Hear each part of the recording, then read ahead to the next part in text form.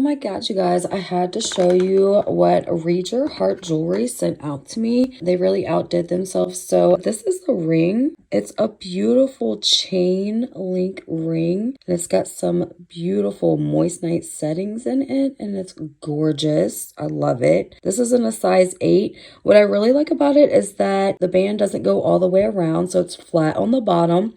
And also the diamonds don't go all the way around, so they're not stabbing into the side of your finger, which I really appreciate. And then I also got this beautiful cross necklace. It is so beautiful.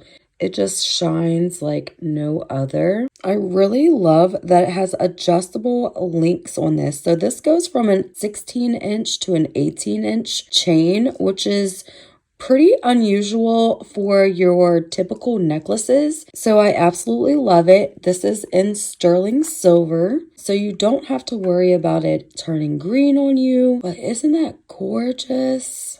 You also get a beautiful gift bag. This packaging reminds me of Tiffany & Company. It's so beautiful, very luxurious. You're gonna get a silver polishing cloth.